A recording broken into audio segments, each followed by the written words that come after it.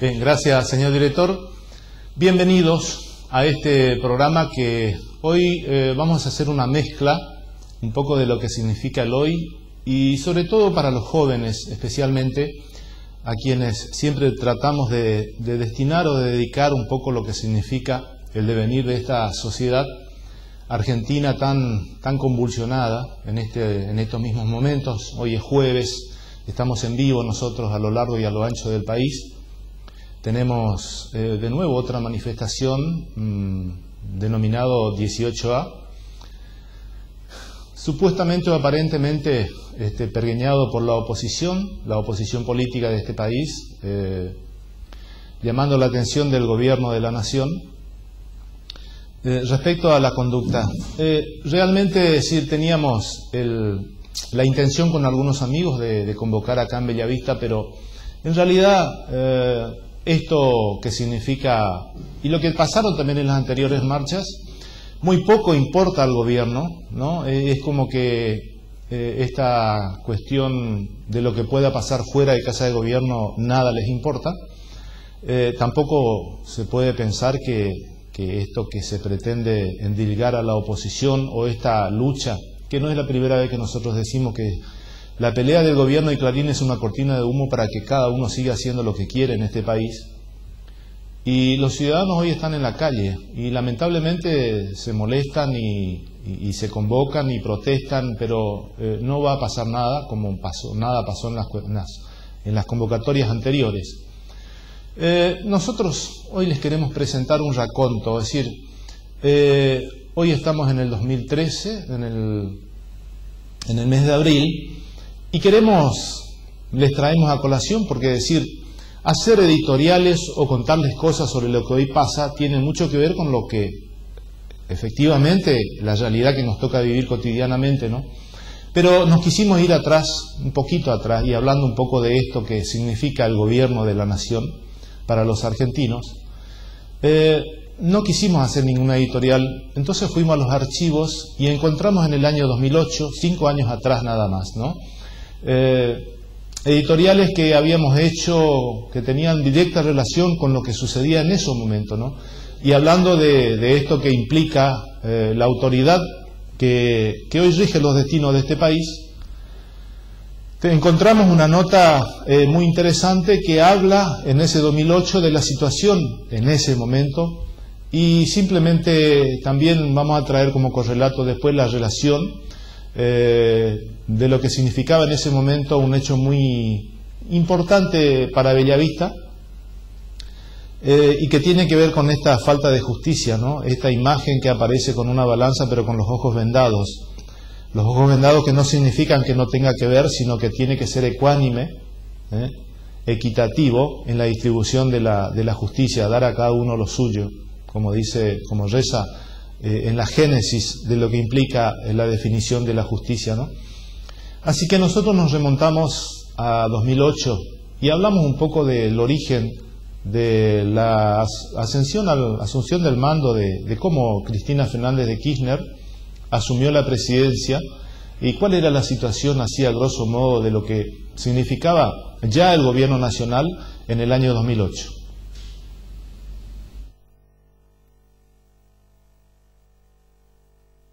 La necesidad de que se respeten los tiempos, porque aparte también hay una cuestión legal que tiene que ver con la impunidad, y por dos motivos que yo quiero marcar concretamente acá en la República Argentina.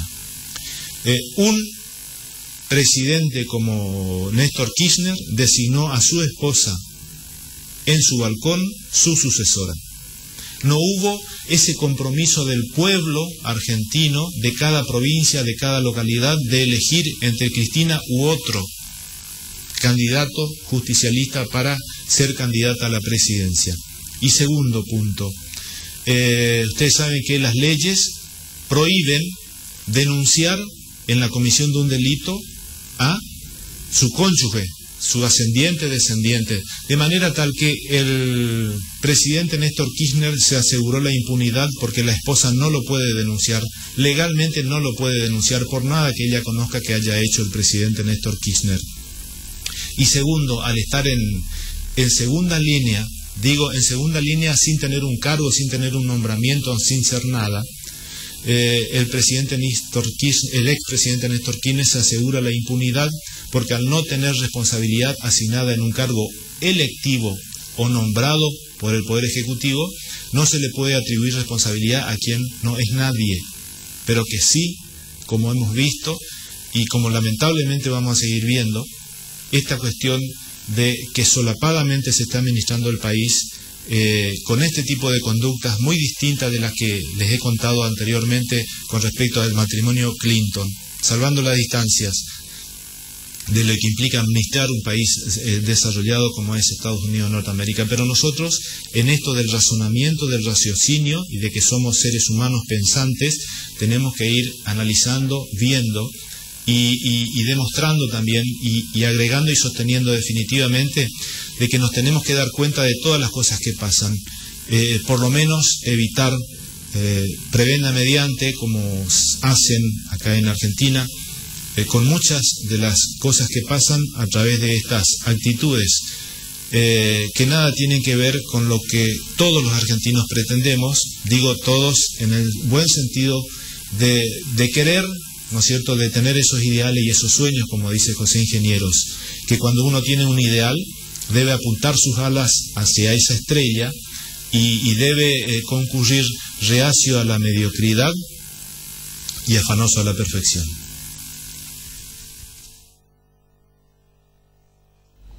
Bien, ¿qué pasó en este lapso de tiempo de 5 años desde que decíamos aquellas cosas? Nada, efectivamente, hasta su deceso, el del doctor Néstor Carlos Kirchner, que todavía está en una nebulosa bastante importante respecto a las causas de su deceso, ¿no? Nada cambió, y estamos hablando de esta gestión, porque nos vamos 10 años atrás, o sea, en la década del 90, ¿a quién lo tuvimos? A Carlos Menem. Carlos Menem, que ni bien asumió el matrimonio Kirchner a llevar los destinos del país, se hizo kirchnerista. Y hoy Carlos Saúl Menem, hablando de justicia, tiene auto de procesamiento por 2 causas: por la venta de armas a Ecuador y por las explosiones que se produjeron en Río Tercero, vaya uno a saber para esconder qué, ¿no? Donde realmente todo el pueblo sucumbió ante esta explosión tan importante. Bueno, el doctor Carlos Menem está escondido en el Senado de la Nación, amparado por esa inmunidad o impunidad que tiene de ser senador, kirchnerista hoy, ¿no es cierto? Y está la justicia, ha enviado al Congreso el auto de procesamiento contra Carlos Saúl Menem, pero no toma estado parlamentario. ¿Por qué? Porque tanto en diputados como en senadores, bueno, en realidad la Cámara que le corresponde analizar la cuestión para someterlo a juicio político, consideran que porque es un aliado Carlos Menem está vegetando, porque sí debería estar retirado, ¿no?, como todos los presidentes de otros países que revisten tal envergadura en el cargo y se retiran después. Estos no, se tienen que parapetar detrás del cargo de senador o de diputado, como lo hizo también Néstor Carlos Kirchner, a pesar de haber perdido en el 2009 con Francisco de Narváez, ¿no? Esta situación no ha mejorado, al contrario, del 2008 a hoy. Tenemos muchas situaciones que nos llevan a pensar, a decir, a sostener. Por eso precisamente estas grandes multitudes que hoy copan las calles de la República Argentina para oídos sordos. Y trayendo a colación un poco esta cuestión de lo que está pasando en nuestro país, de que por un lado todo esta cortina de humo que se ha generado con el tratamiento en ambas cámaras de la democratización de la justicia. Muy interesantes los temas, pero en realidad a los ciudadanos nos gustaría saber cómo se puede facilitar un juicio político para que un magistrado que no cumple con sus obligaciones, ¿no es cierto?, tenga que ser destituido, no tener que estar esperando, como el caso de un juez de instrucción acá en Bellavista, los 2/3 de la Cámara de Diputados y Senadores, o como el juez de falta, 2/3 del Consejo Deliberante, ¿no? O como cualquier autoridad elegida y que tenga que cumplir esa misión, ¿no? Y que cuando no cumple tenga que ser destituido. Como pasó hoy, por ejemplo, en Chile, donde el Congreso chileno destituyó al ministro de Educación por faltas que son mucho menos consideradas de las que hacen acá en Argentina nuestros funcionarios. Y esto que también ahora ocupa la situación de los medios, que tiene que ver con esta palabra que nadie en realidad sabe lo que significa, que es el lavado de dinero, con todo lo que trae aparejado a esto. Y yo digo desde acá, desde este lugar tan lejano y tan chico de la República Argentina, me imagino lo que debe ser para estas personas las que están interviniendo allá en el ámbito de actuación de intervención del poder, porque se menciona a Lázaro Báez, se menciona a Cristóbal López, que también tenemos videos nosotros en el año 2008, nota que hemos hecho acá en el Faro acerca del inicio de estos grandes hombres que comenzó a gestar el kirchnerismo merced a la amistad que tenían con Néstor Carlos Kirchner, ¿no?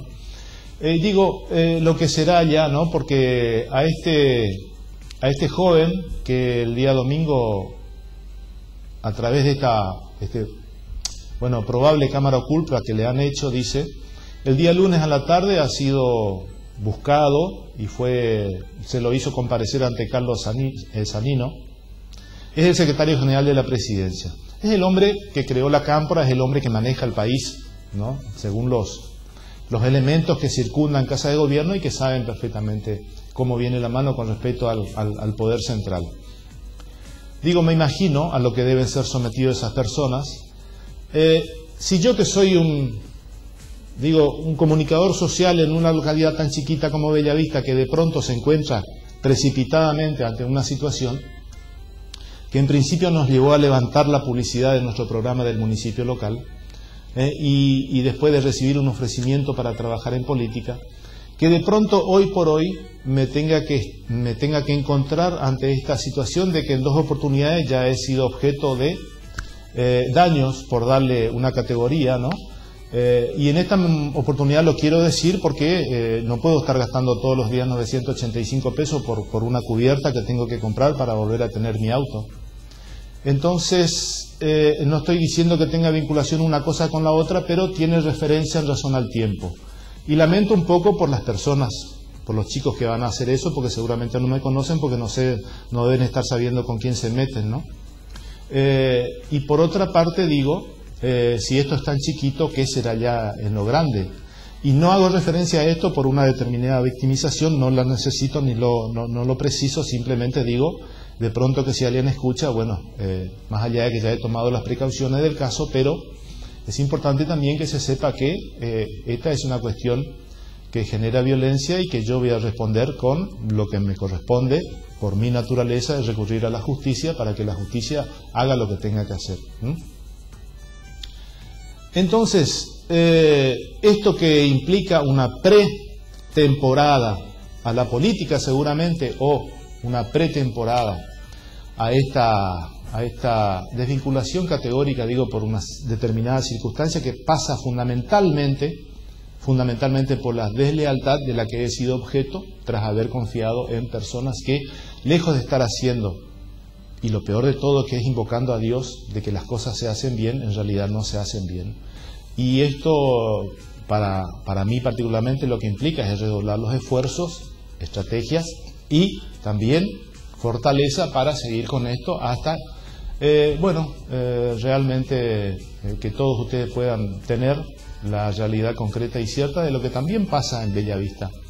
Porque acá también pasan cosas, como en todo el país. Y es un poco como que se ha tomado el modelo de referencia de lo que pasa en la nación. Un poder ejecutivo central que hace lo que quiere, un Congreso de la Nación que responde tácitamente a lo que ordena Casa de Gobierno en Buenos Aires, y una justicia cada vez más vapuleada.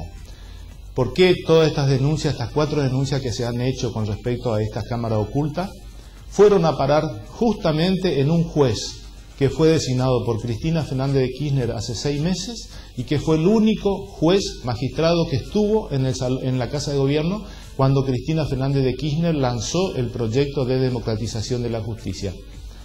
En definitiva, digo, lo que pasaba en el 2008 y lo que va a pasar en el 2013 es la misma cosa. Este es nuestro país. Bien, seguimos transitando algo de la historia y ahora nos vamos a remitir nuevamente al 2008, cuando planteábamos una cuestión que podría ser llamativa y yo creo que hoy ensambla perfectamente con lo que sigue pasando en este país y con lo que seguramente va a pasar durante mucho tiempo, porque lejos de encontrar ese punto de administración racional que demanda que cada uno de los funcionarios que ocupan un cargo hagan su trabajo, porque no se está pidiendo, y hasta uno por ahí peca, tal como están las cosas hoy, de decir ojalá que venga algún iluminado que haga algo.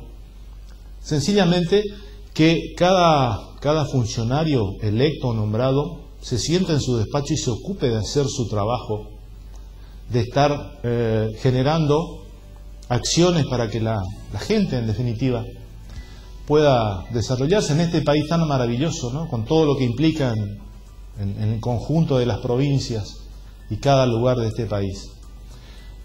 Nosotros hemos definido en esa oportunidad, digo en el 2008 también, esto que habíamos hecho con el título de propietarios y gobernantes, poniendo en un pie de igualdad a quien está ejerciendo un cargo y quien se considera dueño, realmente dueño de lo que significa, ¿no? Es decir, está sentado en el poder, en cualquier sillón, cualquiera sea él, y sentirse más dueño que gobernante, sentirse más propietario que administrador de la cosa ajena.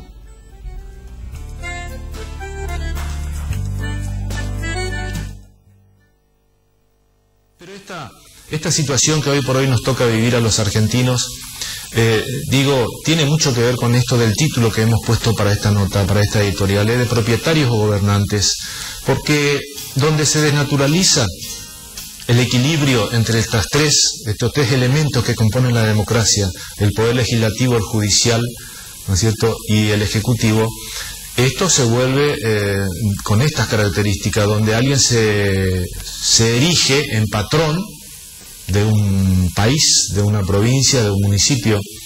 ¿Y cómo se consigue esto hoy por hoy? Y esto hoy por hoy se consigue de esta manera, cuando en un poder legislativo la mayoría absoluta está, no digo manejado, sino coordinado por un presidente que, en el caso particular de la Argentina, el doctor Néstor Kirchner pasa a ser ahora presidente del Partido Justicialista, que no nos tenemos que olvidar que cuando asumió como presidente de la Nación, él asumió con el 22% de los votos, porque al no obtener los votos suficientes para ser erigido en presidente, tuvo que haber seguido en segunda vuelta con el doctor Carlos Menem, quien renunció a la postre. Entonces, al no haber elección, fue designado presidente con ese porcentaje ínfimo de votos. Ahora, en esta ocasión, el año pasado, en octubre, cuando se produjo la elección a presidente nuevamente, yo les quiero recordar simplemente algunas cifras que tienen que ver con esa elección. El total de votantes del año pasado fue de 27.090.236 ciudadanos argentinos habilitados para votar. Y que los votos de Cristina Fernández de Kirchner fueron de 8.204.624 personas, ciudadanos, o sea, el 30,28%. Y fíjese la cantidad de ciudadanos que no votaron a Fernández de Kirchner: 18.885.612 ciudadanos no la votaron. Ese es el marco en el cual se erigió en presidente de los argentinos Cristina Fernández de Kirchner. Otras cosas de las pocas que nosotros tenemos oportunidad de enterarnos, como el caso de la presidenta en este momento, que ha dejado de usar automóviles y que automáticamente se manejan esta flota de helicópteros alquilados por la Nación, que tienen un costo de 3.500 pesos la hora. Y el caso particular es su presencia en la provincia de Salta, donde envió un helicóptero el día anterior, que lo esperó al Tango 01 en el aeropuerto de Jujuy, y de ahí la trasladó hasta la cancha de Gimnasia de Esgrima, y su manejo cotidiano de Olivos hasta la Casa de Gobierno y hasta cualquier lugar dentro de la zona de Buenos Aires, de Capital Federal, que se maneja en helicóptero, ¿no? En una situación un tanto suntuosa que deja prever esta situación tan anárquica. Y como decimos en nuestro título, esto de ser todo esto, el manejo de la propiedad del Estado que pasa por la familia, por el matrimonio Kirchner. Uno presidente del partido y otra presidenta de la Nación. La Cámara Legislativa tienen totalmente volcado a favor de ellos, y el Poder Judicial, consecuentemente, y esto pasa en todos los órdenes, sumido. Si no, fíjense el caso del doctor Jorge Troncoso, juez de Buenos Aires, que procesó a Nilda Carré, ministra de Defensa, por contrabando de partes de armamento. Cuando fue procesada Nilda Carré, automáticamente le fabricaron al doctor Troncoso una causa penal donde decían que había en su momento, en una causa anterior, solicitado coimas. El doctor Troncoso fue destituido por el Consejo de la Magistratura, no precisamente por haber pedido comas, sino por no haber dado cumplimiento en la orden de un superior, una orden que una Cámara le había dado oportunamente. Y hoy no hay juez que siga el proceso contra Nilda Carré.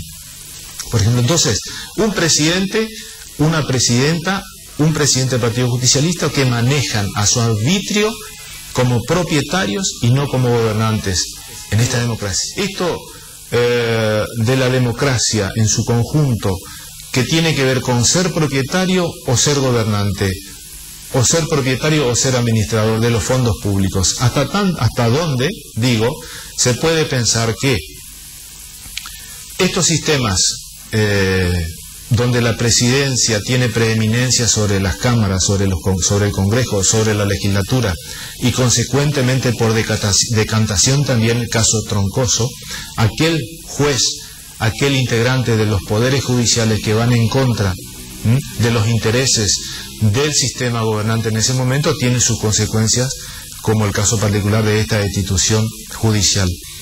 Entonces, digo, tenemos que replantearnos esto de lo que idealmente, lo decíamos al principio, de la democracia, si es un sistema armónico de poderes, de manera que interactúen, coactúen y que se controlen en un plano de igualdad, o los ciudadanos tenemos que seguir soportando esto que pasa a nivel del país, a nivel de la provincia y a nivel del municipio, sin el contralor jurisdiccional correspondiente, para que estos poderes se controlen y se revisen y se revean aquellas conductas o hechos que predisponen a la comunidad, a la sociedad, hacia sus propios gobernantes, porque después viene, cuando se ventilan cuestiones, de que son los medios de comunicación los responsables de que las cosas se sepan, y cuando uno plantea un diagnóstico, pasa a ser enemigo en lugar de decirse que se puedan revisar las cuestiones. Claro, los intereses son diferentes, lógicamente, y la pregunta final es, ¿cuál es el resorte que los ciudadanos tenemos? Porque habida cuenta de la situación del país, tenemos que esperar 4 años para una nueva elección, en el caso de los gobernadores, en el caso de los intendentes, siempre. Y los resortes que está establecido en la Constitución, que son los juicios políticos, por estas mismas razones de la preeminencia de los poderes, de un poder sobre los otros, hace que sea inviable pensar que pueda haber un juicio político contra alguien. La mayoría, lógicamente, por naturaleza, debe cuidar lo que consiguió, lo que obtuvo por mérito. En las comunidades o en las sociedades, cuando no hay armonía, hay violencia. La armonía tiene que ver con esta falta de juzgamiento de la sociedad hacia sus gobernantes, en la medida que ellos cumplan y satisfagan las exigencias de la comunidad. Porque si no, tenemos que desembocar en esta frase, que yo creo que es terminante en esto, ¿no? Cuando se especifica o se dice que el ladrón roba al mundo y el tirano roba la justicia.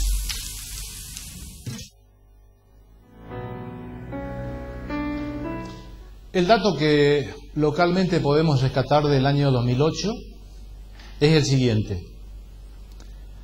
En el año 2005, el Consejo Deliberante de Bellavista detectó un faltante de 2.186.412 pesos con 50 centavos. Eso originó una causa penal y una investigación administrativa en el seno del Consejo Deliberante. 2005. 3 años después, en este año 2008 que nosotros hoy estamos recordando, el Consejo Deliberante de Bellavista reflotó el expediente administrativo y ¿qué hizo? Pasó a archivo. ¿Por qué? porque la justicia de Bellavista en todo ese lapso de tiempo no llegó a ninguna conclusión respecto a ese dinero que los representantes del pueblo de Bellavista detectaron en la rendición de cuentas de los presupuestos del año 2005 o de el ejercicio financiero de alguno de los meses o uno de los meses del ejercicio 2005.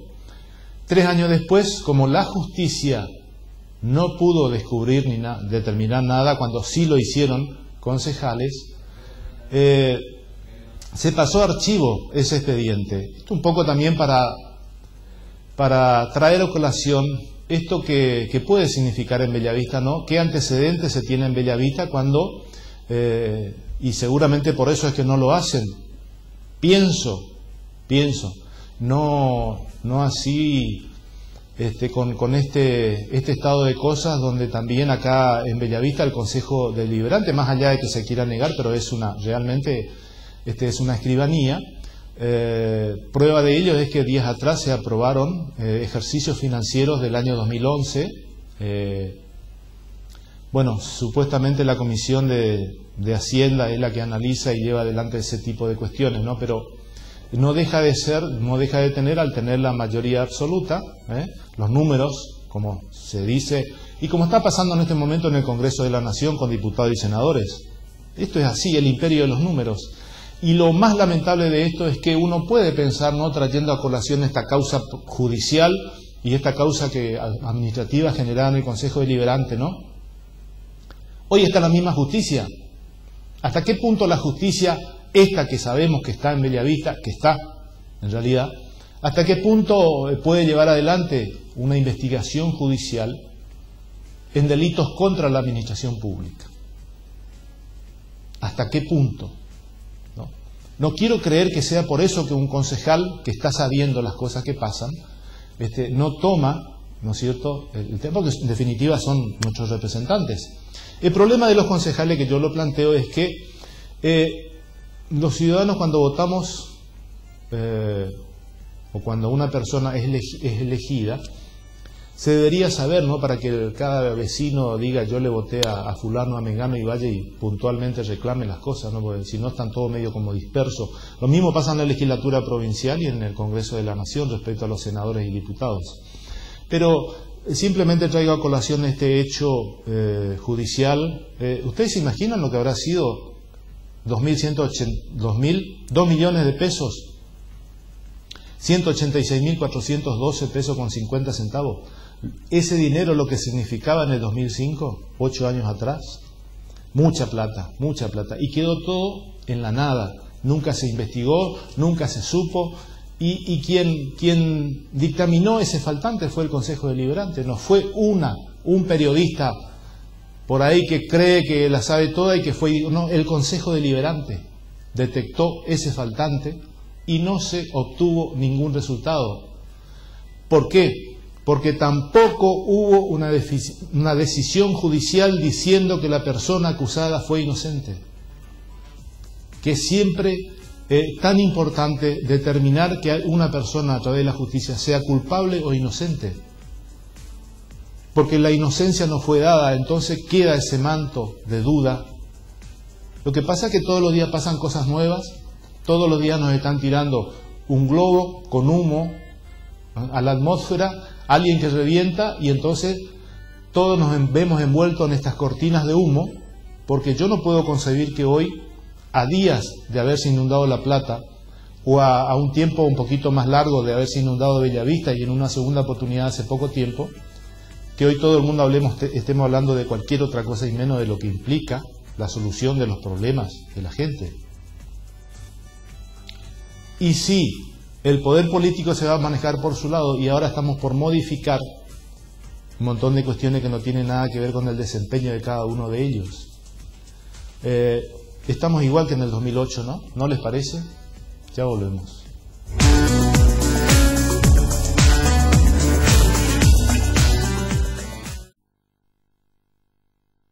Bien, ustedes saben que la nación, siempre recurro a la nación, digo, porque uno siempre mira hacia Buenos Aires, donde donde atienden todos.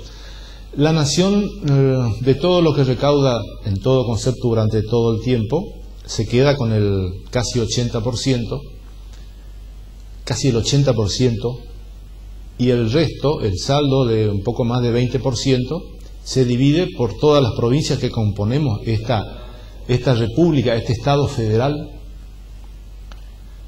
Entonces uno se pone a ver muchas veces lo que pasa en la nación y se da cuenta realmente de que uno está lejos, ¿no? Las provincias, y no digo las localidades, cuanto más lejano, más lejos está de lo que significa el desarrollo en su amplio concepto. Y ahora está pasando algo muy particular en la nación, que tiene que ver con el empleo público en la nación. Y les traigo a ustedes una serie de cifras que tienen que ver con este crecimiento desmedido, pero que están destinados y dirigidos exclusivamente a dos organismos creados por el que está en el gobierno, el poder de turno, el kirchnerismo, la Cámpora y Unidos y Organizados. Unidos y Organizados está más motorizado por la señora Presidente de la Nación, que también dedica su tiempo para este tipo de cosas. Y yo les quiero traer a colación esto que significa el empleo público en la nación y su crecimiento desmedido, y vean ustedes las cifras que se manejan cuando no dejamos de hablar de miles de millones de pesos, cuando las provincias, o sea, miles de millones de pesos solamente en empleo público, y cuando las provincias se manejan con cifras ínfimas respecto a este volumen de dinero. Así que, señor director, usted me va a ayudar con unas placas que tienen que ver con esto del empleo público. Muchas gracias.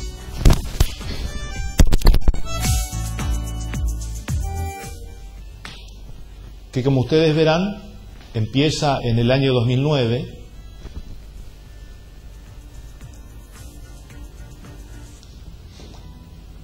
Con dos conceptos que vamos a nosotros tener en cuenta: planta permanente y contrato temporario. Planta permanente sabemos que es aquel personal que pasa a formar parte en blanco, esa es la idea, ¿no? Que el patrón o la patronal o quien lo emplea hace todos los aportes, blanquea la situación de este personal ante todos los organismos de la nación.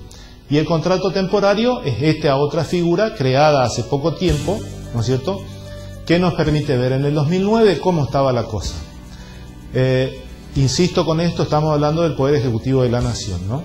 En planta permanente en el 2009 se destinaba 24.642 millones de sueldo, y de contrato temporario 2.396 millones de pesos. Avanzamos con la siguiente placa. En el 2013 vemos planta permanente 63.538 millones de pesos y contrato temporario 6.730 millones de pesos. En este cuadro comparativo siguiente vemos perfectamente, ¿no? 2009-2013, 24.000 millones en el 2009, 63.000 en el 2013. El crecimiento ha sido geométrico. Con respecto, digo esto a lo que el INDEC propone siempre, de que el costo de vida, ¿no?, que eso debería de seguir un poco. Pero todo tiene que ver con la contratación, en la parte de planta permanente, con la incorporación de nuevos agentes, y en el caso del contrato temporario también la incorporación de nuevos agentes dentro de esta categoría. Para el contrato temporario, 2.000 millones de pesos en el 2009 y 6.730 millones para el 2013. ¿Cuáles son los organismos donde se ha incrementado en mayor medida el incremento de personal, tanto de temporario como permanente? En la ANSES, Administración Nacional de Seguro de Salud. Pasó de 1.525 millones de pesos a 4.037 millones de pesos. Tantos empleados tiene el ANSES, que necesita el ANSES, cuando vemos que es tan difícil para la gente que depende de ese organismo, ¿no?, realizar algún trámite o que le solucionen algún inconveniente. Registro Nacional de las Personas, de 146 millones a 465 millones. Estamos hablando del periodo 2009-2013. Y el tercer lugar está el Ministerio de Desarrollo Social, que pasó de 462 millones a 1.226 millones. Este es el área de Alicia Kirchner, que ustedes saben que es la hermana del extinto Néstor Carlos Kirchner, ¿sí? Y quiénes son, quiénes pagan todos estas nuevas incorporaciones. El Tesoro Nacional no puede pagar con lo que tiene, ¿no es cierto? Entonces, ¿qué hace? Pide préstamos al Banco Central, a la misma ANSES, el mismo lugar donde hay mayor cantidad de empleados, y el PAMI, y obviamente el último elemento, que es la emisión monetaria, que es lo que hace eclosión, en definitiva, en este alto nivel de inflación que tenemos en la República Argentina. En porcentaje de incorporaciones, la Cámpora y Unidos y Organizados son los dos organismos parapolíticos creados por este gobierno, de donde la mayor parte de las incorporaciones, tanto en planta permanente como en categoría de personal temporario. Así que, como ustedes verán, esa es de un acto político de la señora Presidente, donde ustedes la ven presidiendo un acto de Unidos y Organizados. Y, bueno, lo que todos conocemos ya también, que es la Cámpora, es la siguiente placa, que es la representación del Máximo Kirchner, el hijo de la señora Presidente. Gracias, señor director. Un pantallazo, un pincelazo un poco de lo que significa esto. Esto va a ir creciendo seguramente. La señora Presidente tiene mandato hasta el 2015, hasta que ella nos diga quién va a ser presidente de la Nación. En este avasallamiento que están haciendo estos dos organismos de los verdaderos peronistas, no porque uno habla con la gente y sobre todo con quien es peronista y realmente han quedado tan afuera de todo esto que, bueno, también los que están dentro son todos los pícaros que hoy por hoy administran, ¿no?, este país, y de quienes poco sabemos, más allá de que el Máximo Kirchner tiene ya su historia personal, administrando desde el silencio, lo que parece ser una de las peores épocas de administración de nuestro país. No es lo que parece, ¿no? Las pruebas a nosotros nos permiten aventurar de que realmente estamos transitando una etapa muy difícil. Difícil, digo, ¿por qué? Porque de pronto pasan los años, hemos visto hoy desde 2008 al 2013, pasan los años, la situación es la misma. Vemos corrupción por todos lados, nadie hace las cosas como corresponde, la justicia, lejos de querer hacer algo. Ustedes escuchaban el caso del doctor Troncoso. Hoy Nilda Garré sigue es ministra de Seguridad, sin ningún antecedente en su haber. La causa quedó sin efecto. Este juez, ahora que va a asumir la responsabilidad de investigar el lavado de dinero de Lázaro Báez, Cristóbal López, va a quedar en la nada. Y encima se democratiza la justicia en los alcances que está pretendiendo la presidencia. ¿Saben de dónde fuimos a buscar el antecedente, nosotros los argentinos, para instrumentar un colegio de la magistratura que, como se está por hacer ahora, que alguien que va a querer conformar parte del Consejo de la Magistratura va a tener que ir una boleta? Fuimos a preguntarle a Ecuador cómo se hace. En Ecuador el presidente del Consejo de la Magistratura es un ingeniero civil. ¿Será buen ingeniero? Bueno, no hablemos de ingenieros también, porque los ingenieros, aún siendo ingenieros, a veces no parecen ser ingenieros sino cualquier cosa. Pero en definitiva son ajenos al conocimiento de las leyes. Y la justicia, lejos de entender que le están por cambiar el statu quo, tendría que redefinirse también y parapetarse a ver qué pueden hacer, ¿no? Porque corporativamente, sobre todo por la situación especial que tienen, porque no pagan impuestos a las ganancias, como los demás, porque están muy cómodos con esa inmunidad, con esa impunidad que tienen, porque hagan o no hagan algo, siempre tienen inmunidad, y es tan difícil para los ciudadanos corregir conductas de funcionarios que no cumplen con su función, con su misión. Hecho el planteo, hecho el diagnóstico de lo que significa esta correlación de 2008 a 2013, seguramente en 5 años juntaremos la nota del 2008 con la de hoy 2013 y lo más probable es que sigamos en la misma, ¿no? Ojalá que no, pero la verdad que esto es como un cuello de botella, cada vez peor, cada vez peor. Chávez por lo menos le dejó a Venezuela las Fuerzas Armadas más importantes que tiene Latinoamérica. En Argentina no hay un soldado que pueda disparar un fusil. O sea, ¿qué queremos nosotros? ¿Qué pretendemos los argentinos? ¿Seguir siendo el mejor del mundo? Como decía el doctor, un médico mendocino, muy buena persona, que seguramente en algún momento le vamos a mostrar alguna de las partes de su alocución, ¿no? Que brillantemente ha dicho que el kirchnerismo dice que nunca hemos estado mejor, pero que hablaban de ellos, no del país. Gracias como siempre. No quiero despedirme de ustedes hoy sin decirles algo. El día domingo, en la misa de las 10 de la mañana en Itatí, el cura párroco que ofició la misa hizo una sola petición por los inundados de Bellavista. Así que les quería transmitir eso que me pareció, la verdad, muy importante que nos haya tenido en cuenta por lo que está pasando todavía a la comunidad de Bellavista. Y un saludo muy especial al señor del taller de calle Sarmiento por la atención recibida y a los 4 jóvenes con quienes nos cruzamos en Itatí también. Un abrazo enorme. Para ustedes, amigos, como siempre, Dios mediante, el jueves que viene.